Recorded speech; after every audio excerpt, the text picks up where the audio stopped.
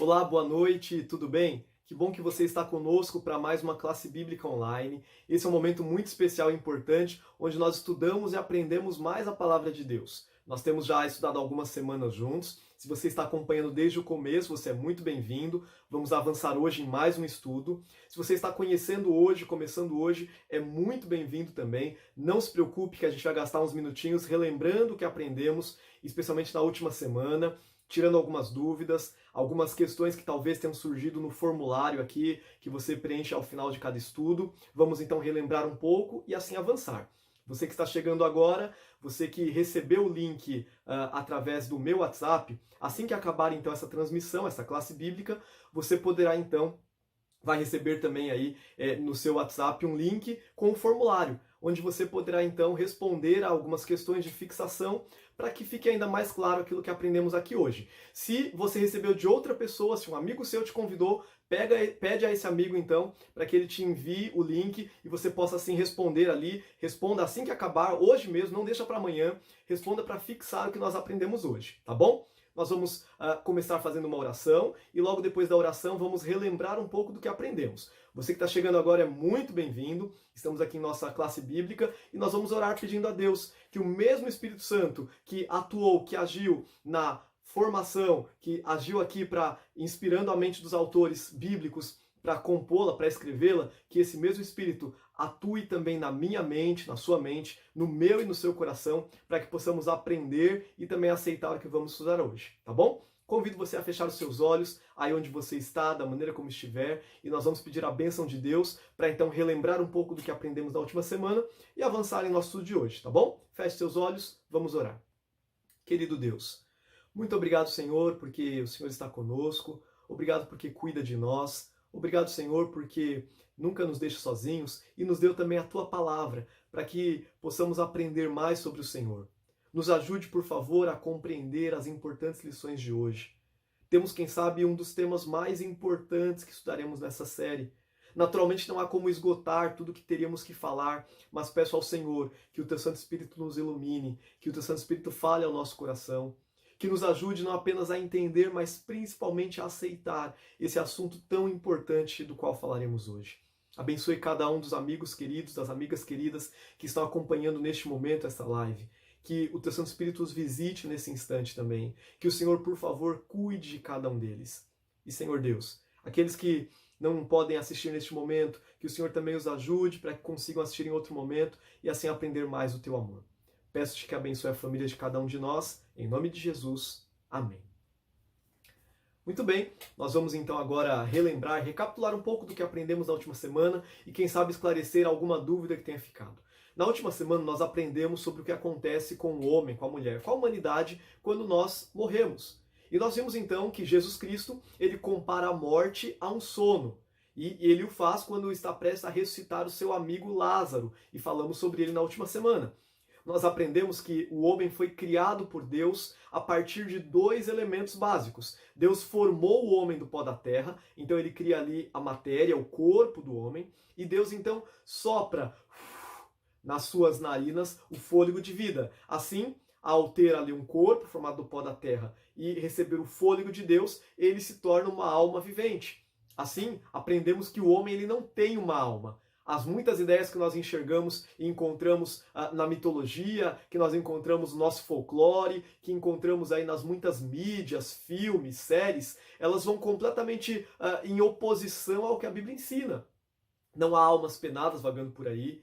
Ninguém que morreu vai voltar à noite para puxar o seu pé ou para te atormentar. Nós não encontramos na Bíblia nenhuma evidência de que alguém que tenha morrido possa voltar ali uma alma ou uma entidade. Muito pelo contrário, nós temos a informação de que isso é impossível de acontecer, visto que aprendemos que o homem ele é este ser composto pelo pó da terra e o fôlego de vida. Se eu tiro um dos dois elementos, ele deixa de ser alma. Assim, o que é alma? Alma sou eu, alma é você, alma é um ser humano. A Bíblia utiliza a expressão alma justamente para descrever um ser humano, uma pessoa, tá certo? Então, quando você lê na Bíblia que a alma que pecar, essa morrerá? Sim, morre. Por quê? Justamente porque a alma é uma pessoa e as pessoas morrem. Você sabe que as pessoas morrem. tá certo? Então nós aprendemos na última semana que a alma ela é mortal. Deus nos criou dotados da imortalidade condicional. Enquanto o homem, Adão e Eva, não comessem ali do fruto,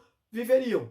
Em obediência a Deus, viveriam para sempre. Mas eles, se pecassem, se comessem ali do fruto, eles então iriam passar a ser mortais. E eu e você não temos mais hoje a imortalidade condicional. Nós hoje somos mortais, ok? Deus está trabalhando para restaurar isso, vamos falar um pouco disso daqui a pouquinho, mas é importante destacar que a alma ela é mortal, porque eu e você somos alma. A alma não é uma entidade que sai de nós, assim como o espírito também não. O espírito na Bíblia, ele é a descrição do fôlego de Deus, que falei há pouco, que Deus sopra nas narinas do homem. Esse é o espírito que volta a Deus, o sopro de vida, o fôlego de vida, ok? E o corpo volta ao pó. Então, quando eu e você morremos, vamos para o cemitério, o fôlego volta para Deus e somente por ocasião da ressurreição, e falei disso, encerramos o estudo da semana passada exatamente assim, falando sobre o fôlego, sobre a ressurreição, perdão, e quando então nós ressuscitarmos, quando Cristo voltar,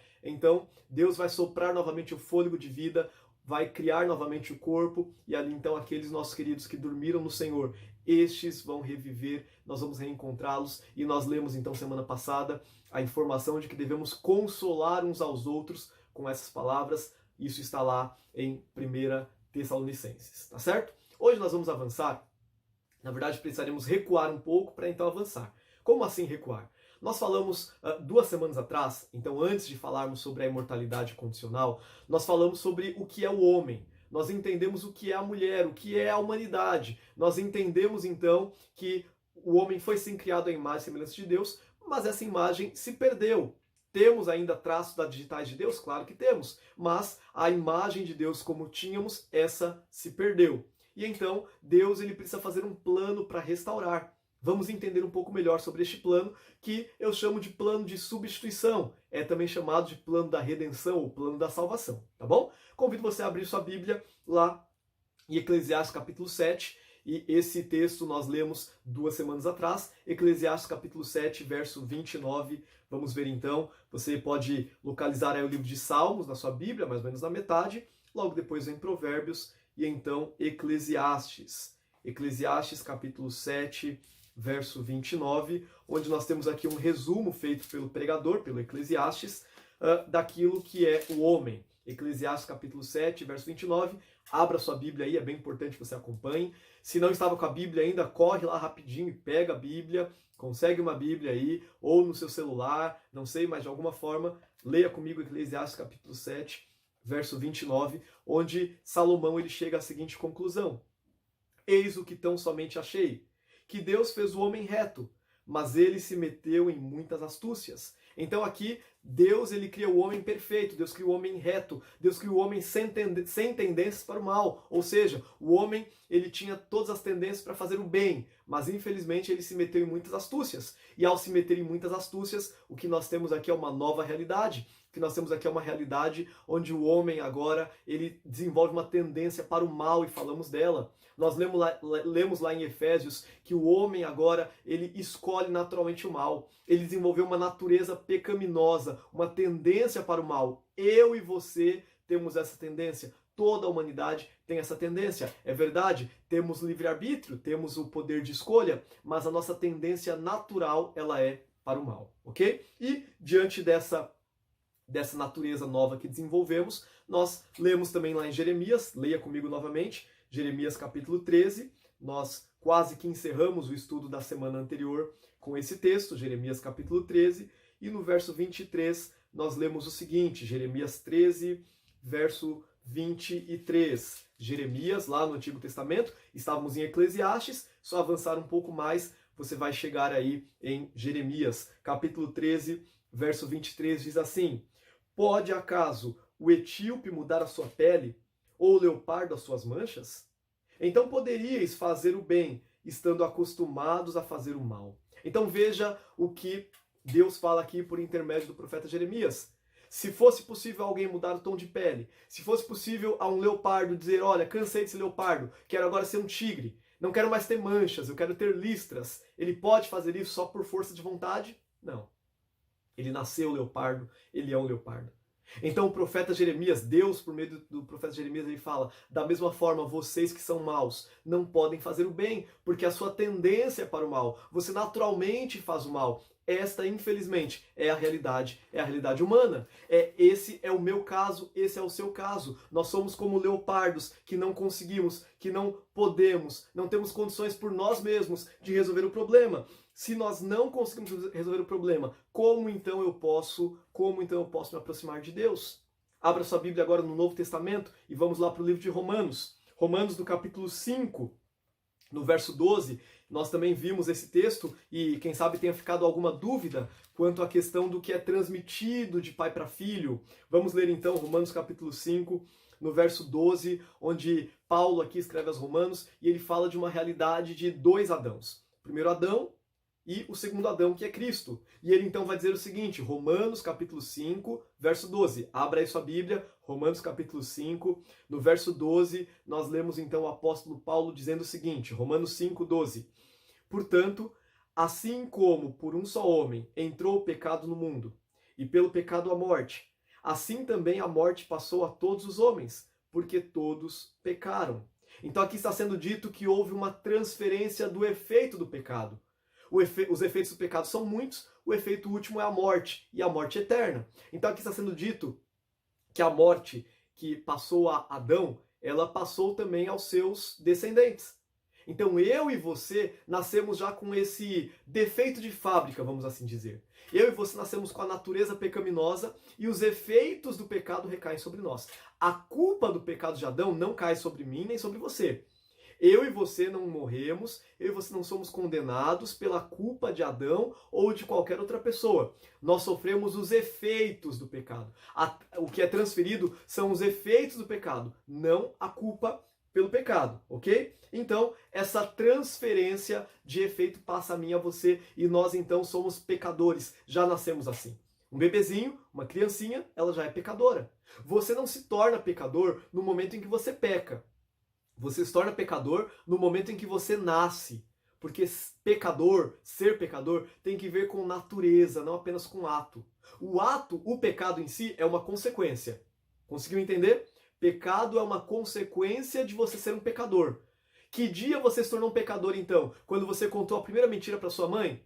Quando você foi lá na festa de aniversário e você passou o dedo assim no bolo, tirando a cobertura antes do parabéns? Não. Você já era um pecador bem antes disso e, na verdade, você mentiu pela primeira vez, você passou ali o dedo na cobertura do bolo pela primeira vez, você demonstrou que era egoísta pela primeira vez, porque você já era um pecador. Quando você se tornou pecador? No dia em que você nasceu. Nasceu, é pecador, ok? O que eu preciso fazer para ser um pecador, então?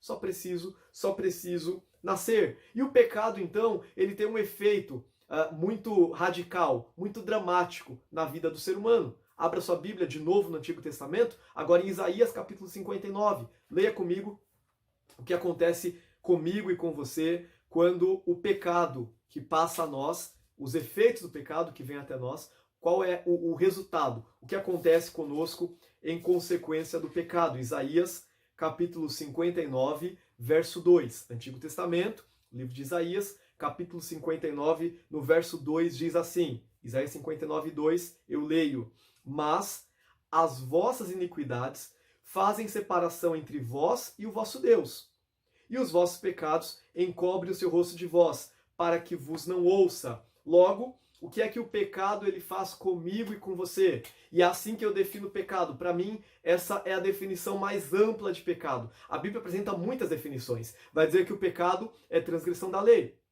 Vai dizer que o pecado é saber o que deve fazer e não fazer. Vai dizer que o pecado tem que ver com intenção. Mas se eu fosse resumir tudo isso numa única afirmação, eu diria que o pecado é a separação entre o homem e Deus.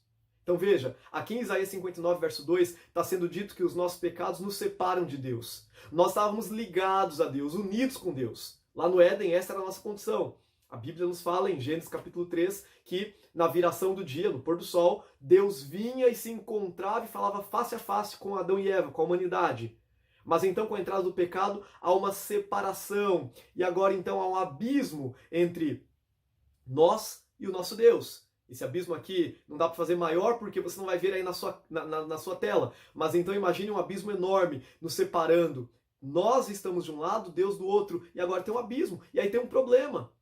Porque agora eu não posso mais chegar até Deus. Agora eu não consigo mais falar com Ele. Aqui está dizendo que nós não somos ouvidos justamente por conta dessa separação. Separados de Deus, que é a fonte da vida, nós estamos condenados à morte eterna. Deus é a fonte da vida eterna. Longe de Deus, morte eterna. Não tem como ser diferente. Assim, essa separação, esse abismo tem como consequência a morte eterna, mas o pior não é a morte. O pior é a separação de Deus. E por estar separado de Deus, então eu morro. Você consegue entender a profundidade do pecado, consegue perceber que o que o pecado faz não é só fazer você sofrer, não é só a dor que você sente, não é só a doença que você tem, tudo isso é sintoma do pecado, sintoma. Mas o pecado em si, ele causa separação. A doença qual é? Separação entre o homem e Deus. Isso é pecado. O restante é sintoma.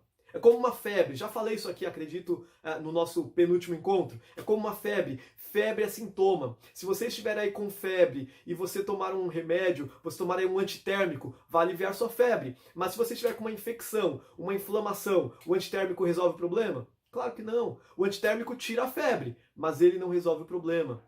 Doença, dor, enfermidade, pandemia, sofrimento, tudo isso é sintoma. Qual é a doença? Separação entre nós e Deus. Há um abismo entre nós e o nosso Deus. E diante da realidade do pecado, Deus tem que tomar algumas medidas. Deus tem que tomar algumas providências. A primeira providência que nós encontramos é a realidade de que o salário do pecado é a morte. Isso está no livro de Romanos. Me acompanhe lá para o livro de Romanos, no Novo Testamento. Nós encontramos então esta realidade universal de que, como consequência do pecado, vem a morte. Nós temos a morte diante de nós. Romanos capítulo 6, verso 23. Leia comigo. Romanos, no capítulo 6, verso 23, que diz assim, último verso de Romanos 6. Porque o salário do pecado, ou seja, a consequência do pecado, qual é? O que você lê na sua Bíblia aí? O salário do pecado é a morte.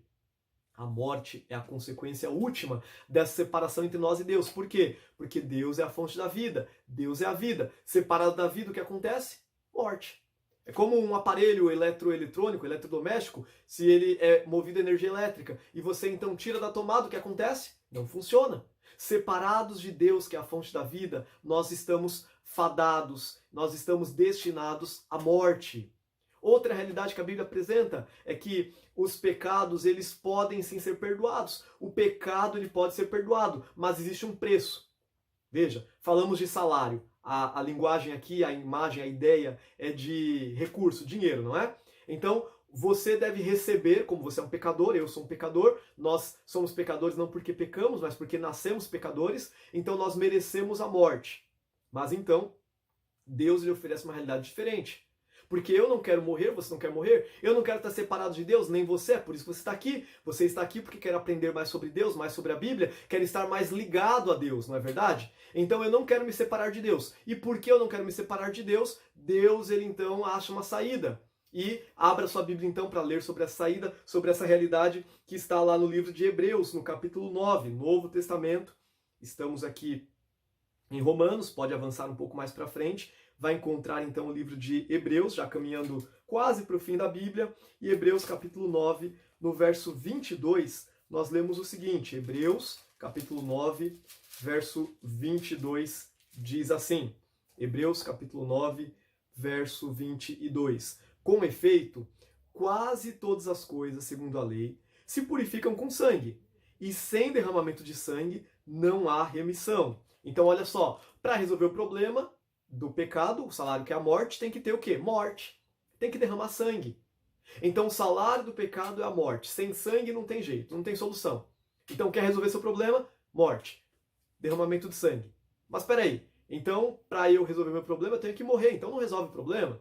Deus, ele entende Deus sabe, e Ele nos ensina através da Bíblia, a palavra dele, que a única saída para resolver o problema do pecado, para resolver a nossa condição pecaminosa, para talvez nos transformarmos de leopardos em tigres, é justamente o derramamento de sangue, é justamente a morte, como estamos lendo aqui em Hebreus. Sem derramamento de sangue não há remissão de pecados. Mas como é que eu faço? Eu preciso então morrer para resolver o problema? É isso? Não. Deus, ele cria, como falei no começo, ele elabora um plano que eu chamo de plano de substituição. Deus, ele coloca um mediador. O que é um mediador? É alguém que faz o meio de campo, é alguém que faz um caminho ali intermediário, alguém que faz uma ponte.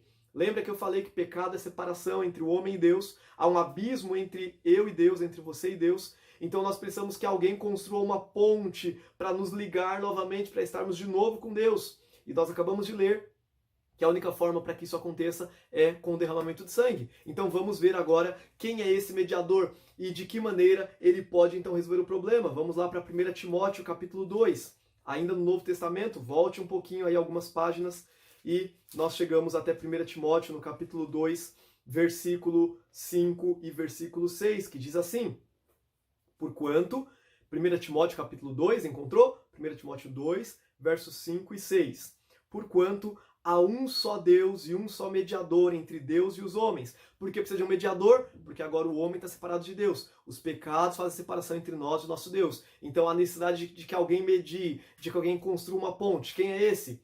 Há um só mediador, Cristo Jesus, homem, o qual a si mesmo se deu em resgate por todos. Testemunho que se deve prestar em tempos oportunos. Então veja, Jesus Cristo, ele pode fazer a mediação por um motivo. Aliás, por dois motivos principais. O primeiro é que ele é um homem. Então a humanidade separada de Deus, para reatar Deus e a humanidade, tem que ser alguém que represente a humanidade. Então Cristo vem, como um representante da humanidade. Segundo motivo, porque ele fez o sacrifício perfeito. O sangue foi derramado. Se você voltar comigo lá para o livro de Gênesis, capítulo 3, vai encontrar a realidade de que Adão e Eva, após pecarem, eles perceberam que estavam nus, perderam a sua inocência. E ao perceber que estavam nus, eles correm e eles cozeram, eles prepararam para si roupas com folhas de figueira. Agora tem um problema. Qual é o problema de fazer roupa de folha de figueira? Qual é o problema de hoje eu e você tentarmos usar uma roupa feita de folha de figueira ou de bananeira ou qualquer outra folha? O problema é que essa folha seca. E conforme ela seca, ela vai se desintegrar. E você vai estar nu de novo. E ali não vai resolver seu problema. Então vem Deus e tenta resolver o problema. Aliás, vem Deus e resolve o problema. Perdão, Deus resolve, não tenta. E Deus então, ele faz para eles roupas agora de pele de animal. A roupa de pele de animal, essa é duradoura. Essa é para sempre. Deus então mata um animal, provavelmente um cordeiro, pega ali a pele desse animal, e ele agora faz com o pelo desse animal uma roupa para eles, no lugar da roupa de folha de figueira. Deus resolve o problema por definitivo, mas ali ele apontava para uma outra realidade que acabamos de ler. Cristo, o sacrifício perfeito, o Cordeiro de Deus que tira o pecado do mundo, como o primo de Jesus vai dizer, João Batista, o Cordeiro de Deus tira o pecado do mundo. Ele é capaz então de resolver o problema. E ele resolve como? Sendo o mediador entre nós e o nosso Deus. Ele constrói uma ponte nesse abismo. Estávamos separados, ele constrói uma ponte, agora podemos então de novo nos aproximar e nos achegar a Deus. Mas como ele faz isso? Abra sua Bíblia em Isaías. Vamos lá para o Antigo Testamento agora. Isaías capítulo 53. Isaías 53, nós encontramos aqui uma profecia messiânica, ou seja, uma profecia que apontava para Jesus. Antes que Jesus viesse a essa terra, já falava sobre Jesus e sobre o que ele faria. Vamos ler então Isaías 53, o verso 5 e o verso 6. Esse é um capítulo fantástico, você pode ler todo esse capítulo depois, mas para o nosso tema de hoje, vamos ler o verso 5 e o verso 6, que dizem assim: Mas ele foi traspassado pelas nossas transgressões, moído pelas nossas iniquidades. O castigo que nos traz a paz estava sobre ele, e pelas suas pisaduras fomos sarados. Todos nós andávamos desgarrados como ovelhas, cada um se desviava pelo caminho, mas o Senhor fez cair sobre ele a iniquidade de nós todos. Então veja, há uma troca aqui, há uma troca. Porque aqui está dizendo que Jesus, ele foi transpassado pelas nossas transgressões. Ele não tinha transgressão. Ele não tinha pecado. O salário do pecado é a morte. Jesus não tinha pecado, mas ele morreu. Ele sofreu, ele recebeu a minha transgressão, a sua transgressão. Aqui diz que ele foi moído pelas nossas iniquidades. Ele não tinha iniquidade. Eu tenho, você tem. E ele então sofre em nosso lugar. O castigo capaz de trazer a paz, o castigo capaz de pagar o preço para que eu e você possamos viver, estava sobre ele. Ele sofreu esse castigo. E porque ele foi pisado, nós somos sarados. Então eu estava doente, eu estava com uma ferida, mas ele então recebeu uma ferida, e porque ele recebeu a ferida, eu agora fui sarado, eu agora fui curado. Andava como uma ovelha desgarrada, cada um indo pelo seu caminho, mas então Deus pegou a iniquidade de todos nós e colocou sobre ele, e por conta disso, e exatamente porque ele aceitou fazer isso, é que eu e você podemos então entrar nesse plano. É um plano especial, um plano de substituição, e eu quero te falar mais sobre este plano de substituição, e eu te convido então a irmos lá para o Novo Testamento, 1 Coríntios agora, 1 Coríntios capítulo 5, a gente está viajando bastante pela Bíblia, 1 Coríntios capítulo 5, verso 21, 1 Coríntios capítulo 5, verso 21, eu te convido a lermos juntos para entender um pouco mais sobre este plano. 1 Coríntios capítulo 5, perdão, 2 Coríntios. 2 Coríntios, só avançar mais algumas páginas. 2 Coríntios capítulo 5, verso 21, último verso de 2 Coríntios 5, que diz assim, olha só, 2 Coríntios, estava em 1 Coríntios, então mais um tempinho para você achar, está logo na frente, 2 Coríntios capítulo 5, verso 21, fala assim, aquele que não conheceu o pecado, ele o fez pecado por nós, para que nele fôssemos feitos justiça de Deus. Então olha o que está acontecendo. Jesus, ele não conheceu o pecado, ele não pecou. O salário do pecado é a morte. Jesus não merecia esse salário, porque ele não pecou. Se ele não pecou, não deve morrer. Mas então aqui está dizendo, Paulo escreve aos Coríntios, ele diz que ele que não conheceu o pecado, ele se fez pecado por nós. E assim nós podemos ser feitos justiça de Deus. Olha que troca incrível está acontecendo aqui. Jesus merece viver, porque ele é Deus e não pecou.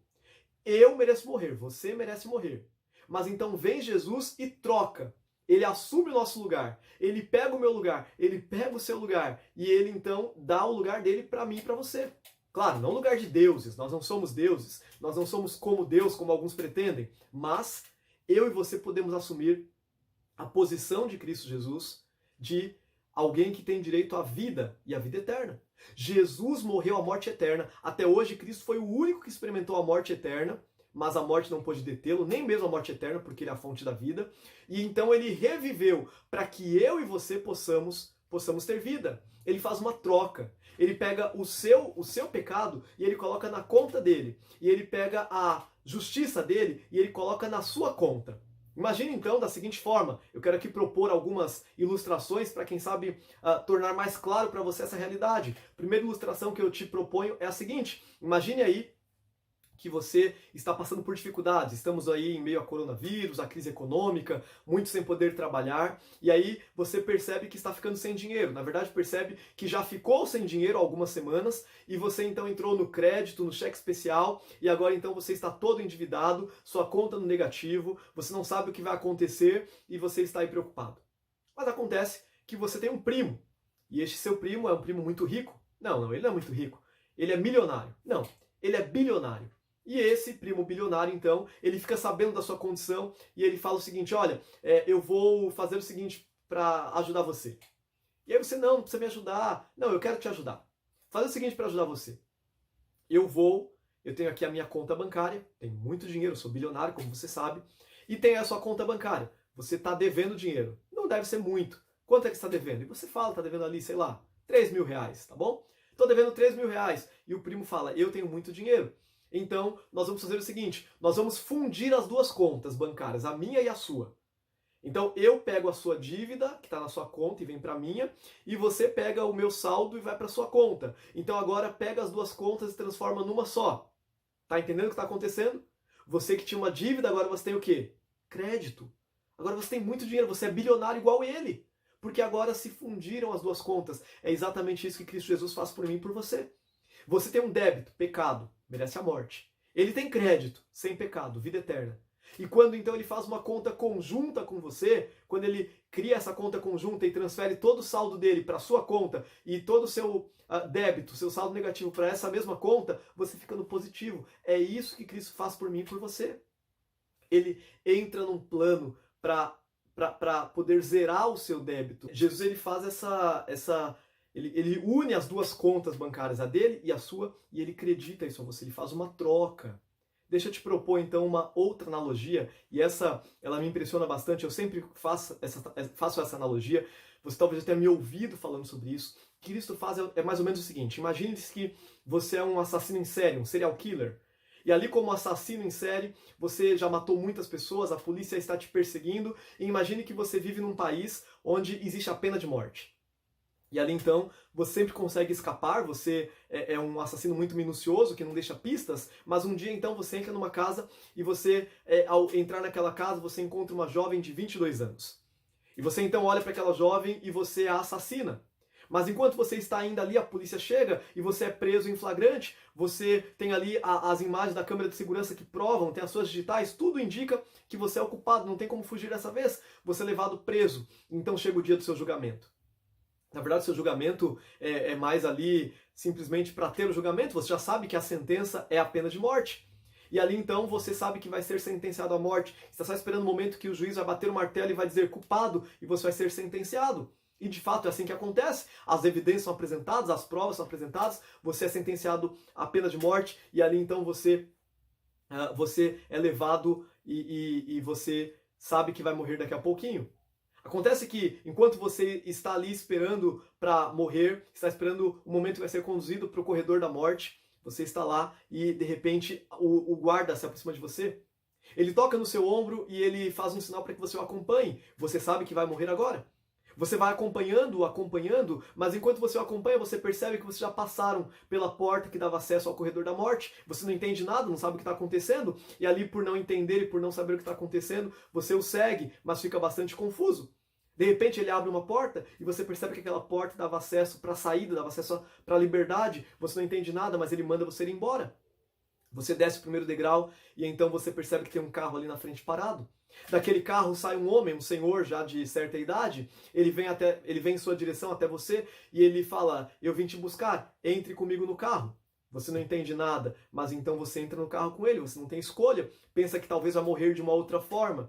E ali então você entra no carro e ele começa a dirigir e enquanto dirige você percebe que conhece aquele caminho. E você percebe o momento em que o carro para em frente a uma casa e você reconhece que aquela casa é a casa onde você cometeu o seu último crime, onde assassinou aquela jovem de 22 anos. Ele então abre a sua porta para que você saia, em silêncio te conduz e ali ele, antes que vocês entrem, ele se volta para você e fala: você sabe quem eu sou? Você olha bem e o reconhece do julgamento, você percebe que aquele era o pai da jovem a quem você matou. E ele então fala o seguinte: olha, alguns dias atrás você tirou a minha filha. Mas eu não tinha apenas uma filha, eu tinha 2 filhos, uma filha e um filho mais velho.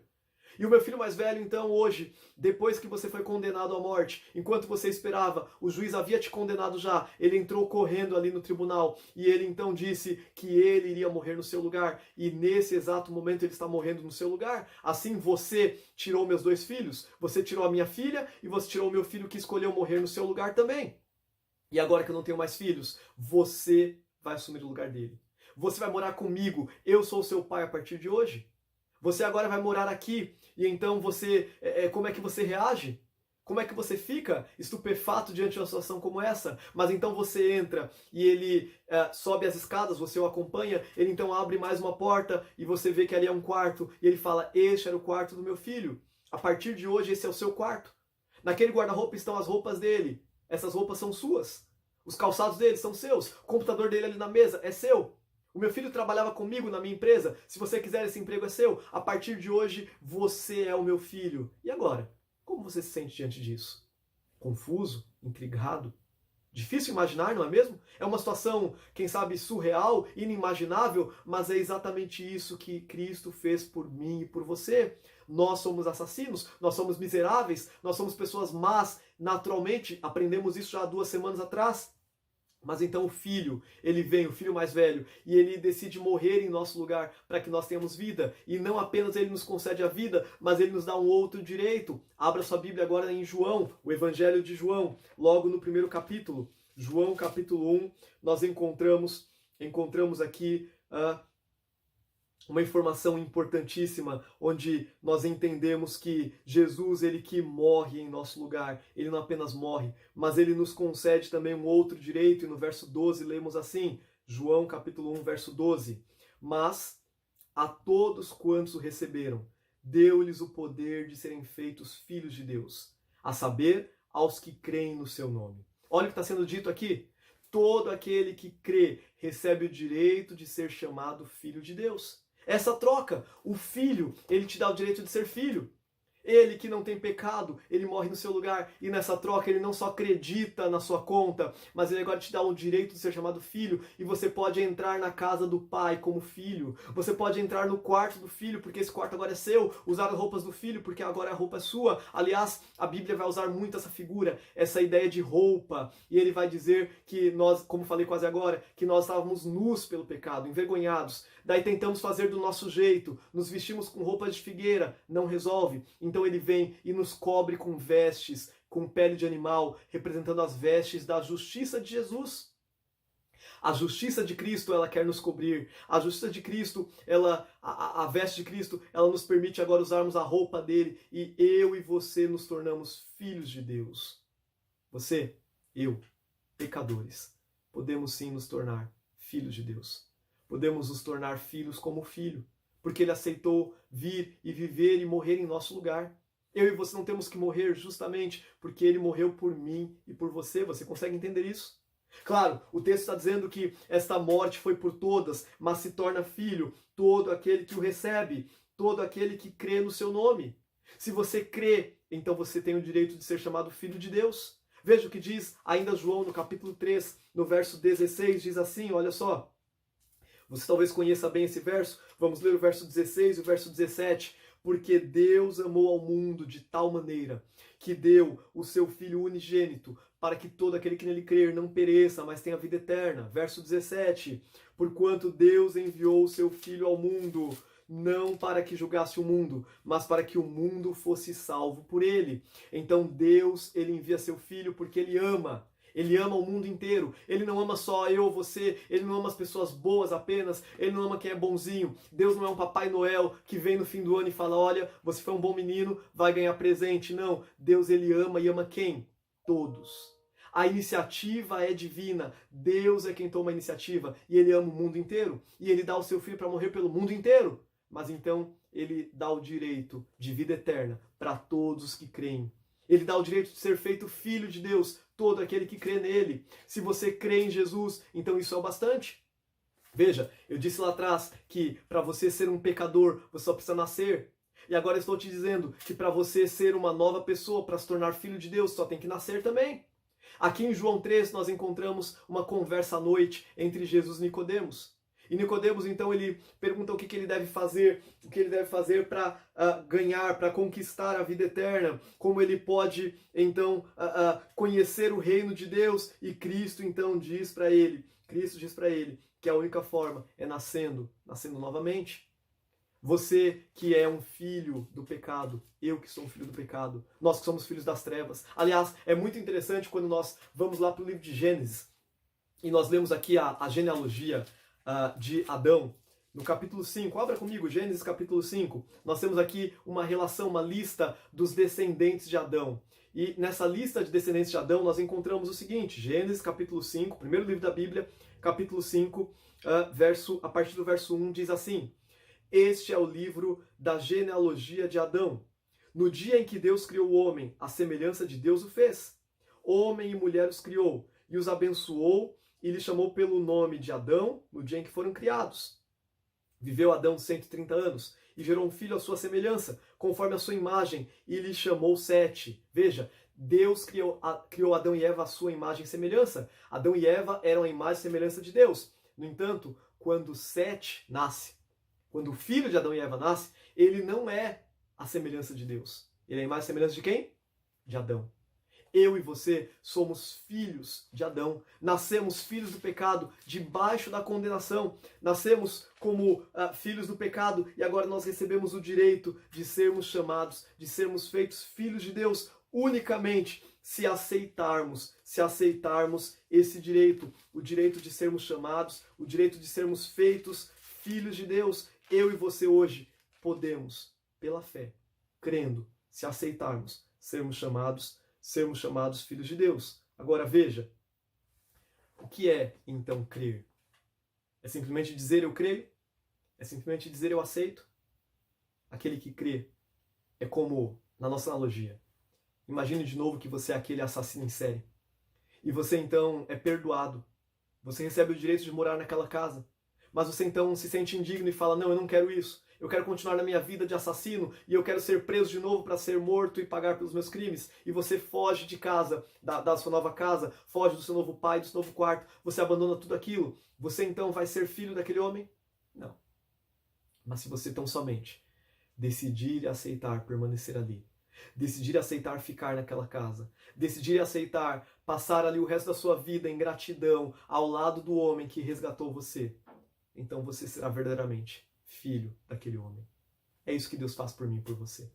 Hoje nós aprendemos que Deus ele elabora um plano de substituição. Jesus vem e assume o meu lugar para que eu possa herdar o status de filho de Deus.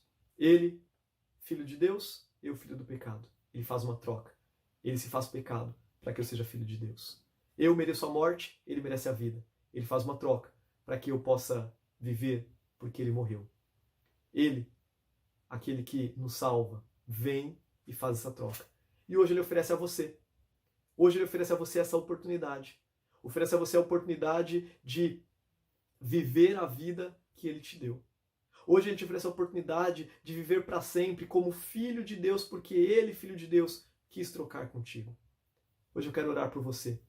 Eu quero desafiar você a experimentar o plano da substituição na sua vida, a permitir que ele substitua, que ele assuma o seu lugar para que você seja verdadeiramente um filho de Deus. Vamos orar pedindo isso a Deus? Feche seus olhos. Querido Deus, obrigado, Senhor, porque o Senhor que nos ama, que é o nosso Pai de amor, o Senhor que está ao nosso lado. Obrigado porque o Senhor nos dá a oportunidade, nos dá o privilégio de aceitarmos o plano da substituição. Pecadores miseráveis que somos, o Senhor enviou o seu Filho, o seu único Filho, para morrer em nosso lugar. Assim o salário do pecado, que é a morte, recaiu sobre ele, para que eu possa ter vida, para que os meus queridos que me ouvem agora possam ter vida. Por favor, Senhor, os abençoe. Esteja com cada um deles nesse momento. Ajude-os a tomar a decisão de serem verdadeiramente teus filhos, porque é para isso que o Senhor nos chamou, é para isso que Cristo veio, para que nos tornemos filhos de Deus. Nos ajude a crer em Ti, a Te aceitar, a não querermos fugir ou tentar fazer as coisas do nosso jeito. Nós não podemos nos esconder nos cobrindo com folhas de figueira. Precisamos ser revestidos pelas vestes de justiça, pelo sangue que foi derramado por Cristo Jesus. Por favor, nos abençoe. Peço-te em nome de Jesus. Amém. Muito bem, muito obrigado por ter participado conosco de nossa classe bíblica online. Você vai receber agora então o link para preencher ali o formulário, fixando então as questões e assim você poderá relembrar algumas das coisas e se alguma dúvida surgir, pode entrar em contato comigo. Que Deus te abençoe poderosamente e nos vemos então na próxima semana. Um forte abraço, Deus te abençoe.